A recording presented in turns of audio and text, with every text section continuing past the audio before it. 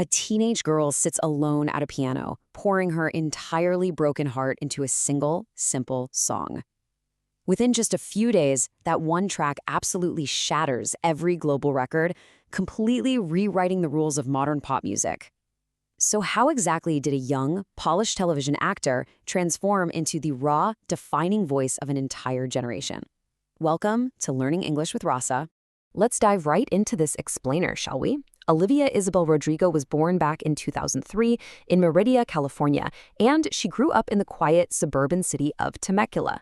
Raised by a schoolteacher mom and a family therapist dad, Olivia's childhood home was just constantly filled with the gritty, passionate sounds of 1990s alternative rock.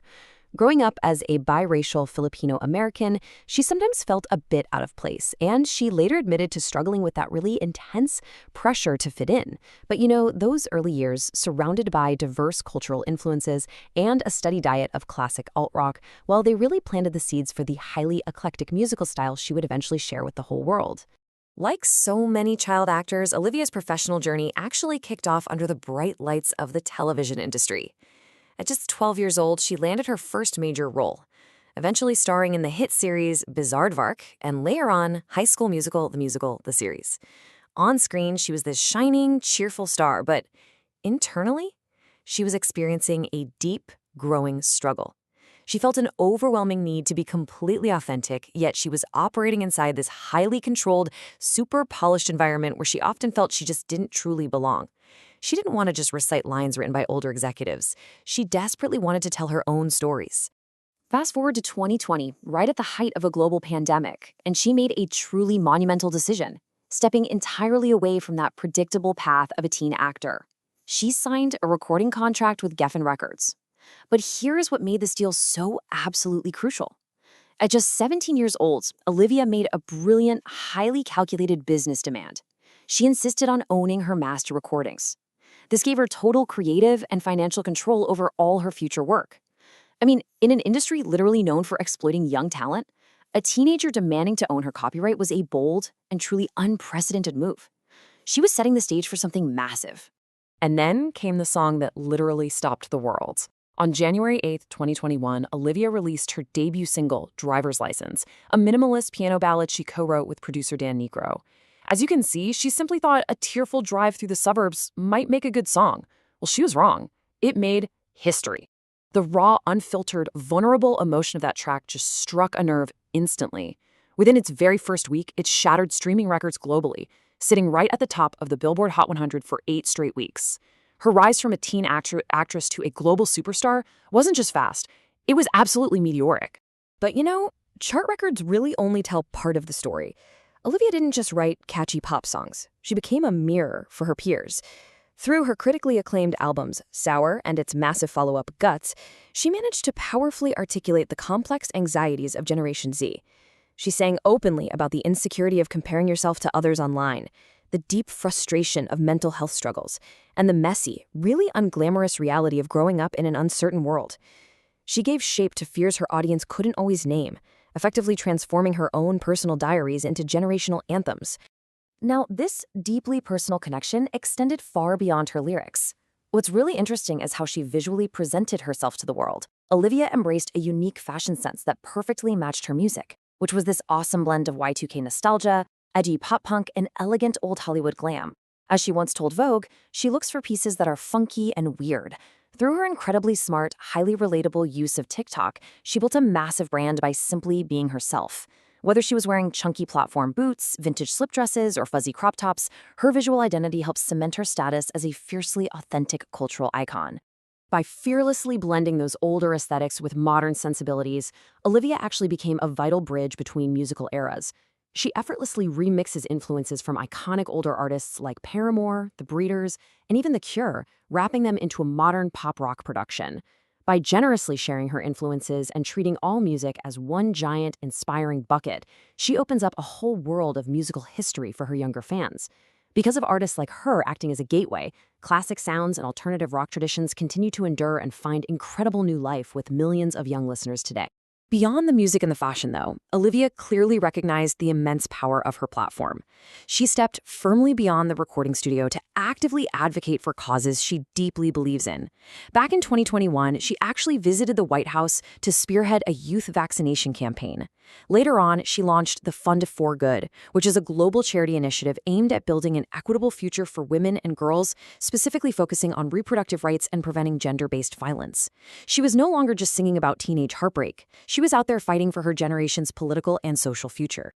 So from the quiet suburbs of Southern California to sold-out arenas across the globe, Olivia Rodrigo has shown us that you really don't need a manufactured fake image to succeed.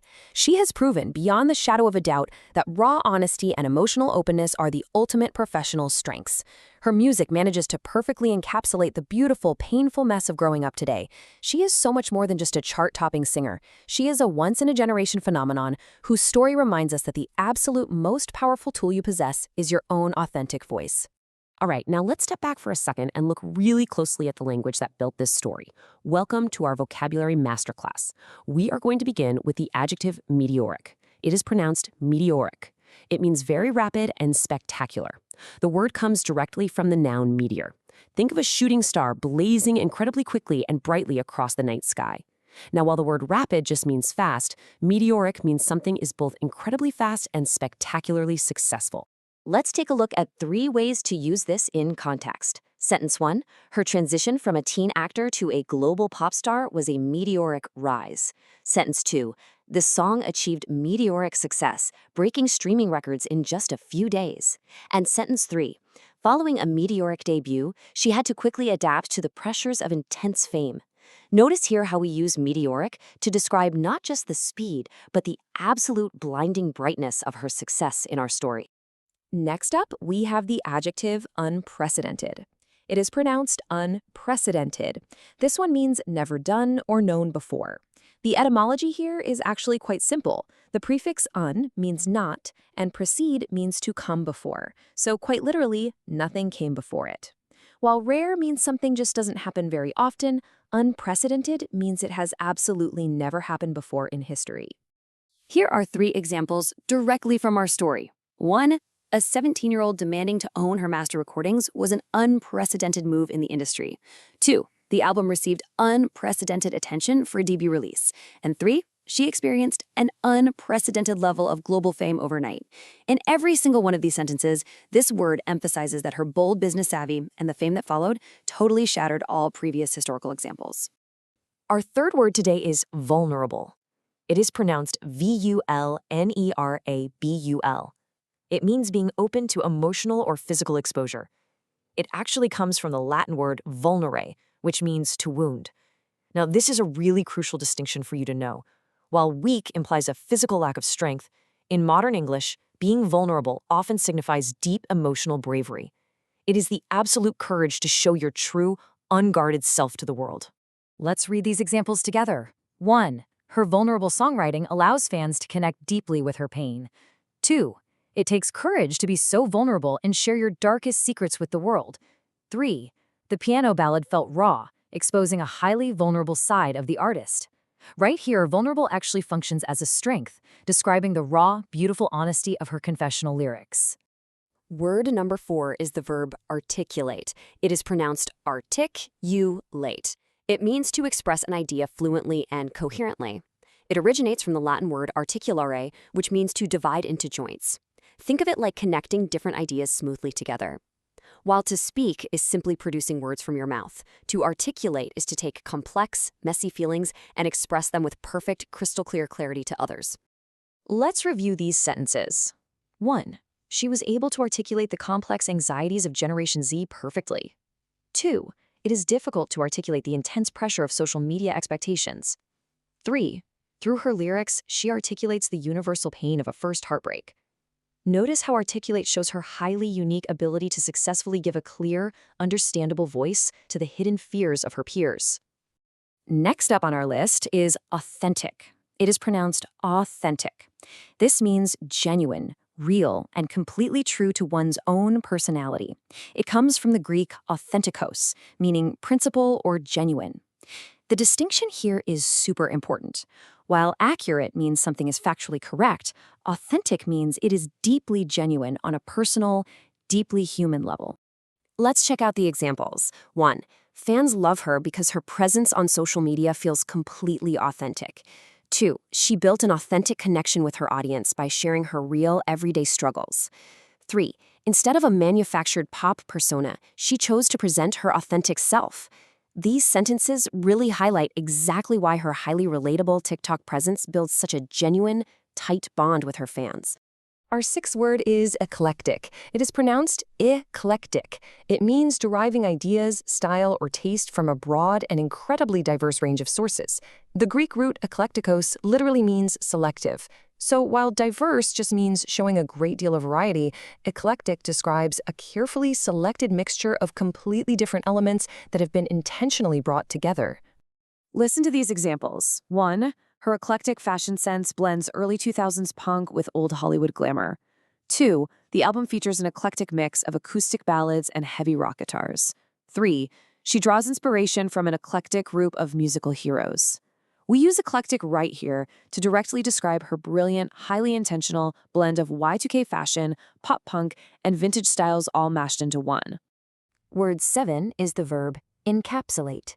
It is pronounced in-cap-sulate. It means to express the essential features of something succinctly. The Latin root capsula simply means small box.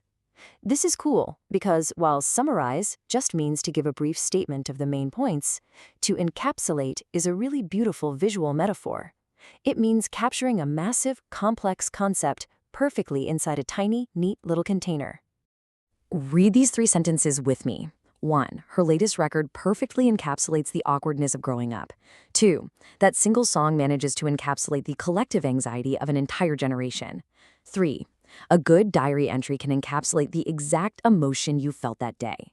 In these contexts, we can see how her music manages to beautifully encapsulate the massive, overwhelming experience of youth right into a 3-minute track. Next is the word endure. It is pronounced indoor. It actually has 2 common meanings. It can mean to suffer patiently, or it can mean to remain in existence and last. It comes from the Latin indere, meaning to make hard, while survive means to just barely stay alive. To endure focuses heavily on the concept of lasting permanently and remaining incredibly strong through the passage of time. Let's explore the examples for this one. 1. Classic rock sounds continue to endure because younger artists introduce them to new fans. 2. A truly great pop song will endure for decades. 3. Despite changing trends, her authentic connection with her audience will endure. These sentences perfectly show how the music of older generations endures precisely because younger artists like Olivia act as a cultural bridge. Our 9th word is the verb advocate. It is pronounced advocate. It means to publicly support or recommend a particular cause or policy. The Latin root advocare literally means to call to one's aid.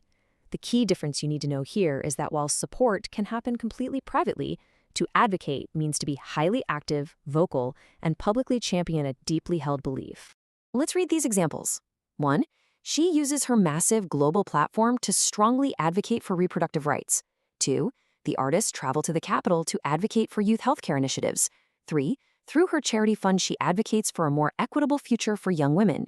Here, the word advocate directly reflects her highly active, very public social activism through the Fund for Good.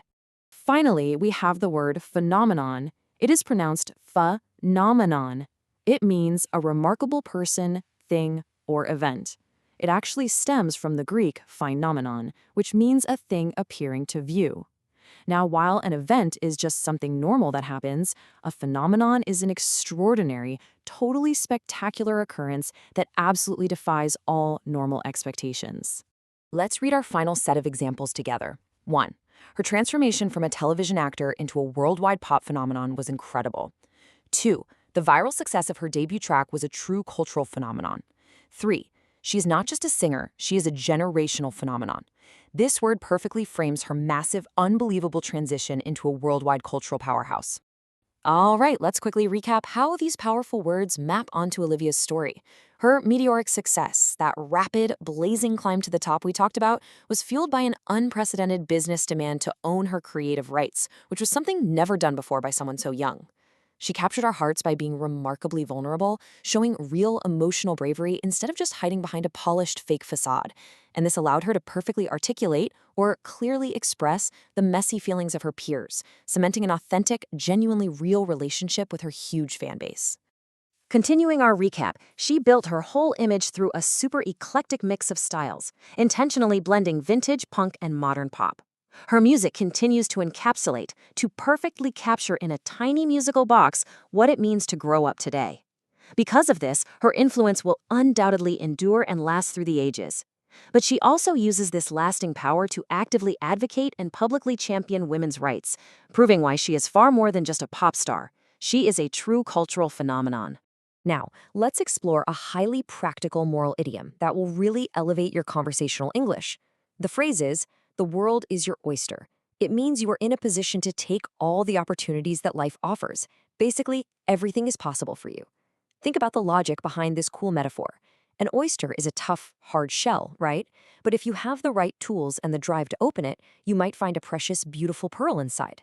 The world is full of hidden treasures, and you have the ability to claim them. Interestingly enough, this beautiful phrase was originally coined by William Shakespeare in his play The Merry Wives of Windsor. Let's look at exactly how this applies in context. After winning multiple Grammys and taking control of her master recordings at such an incredibly young age, the music world was truly Olivia's oyster. I mean, she could choose to tour the globe, act in major movies, or start global charities. Every single door was wide open to her. Another great example would be, once you graduate and gain these valuable skills, the global job market will be your oyster. Now, I have a short challenge for you. I want you to think about a moment in your life when you felt entirely free to choose your own path, and try writing a sentence in English using "the world is your oyster." As we wrap up this explainer, I want you to really think about this question. How does authenticity drive the music you choose to listen to today? Does raw honesty matter more to you than a perfect, catchy melody? I would absolutely love to hear your thoughts on this. Come join the conversation and share your answers with our amazing English learning community on Telegram at @FluentMind. Keep learning, keep staying authentic, and I will see you in the next one.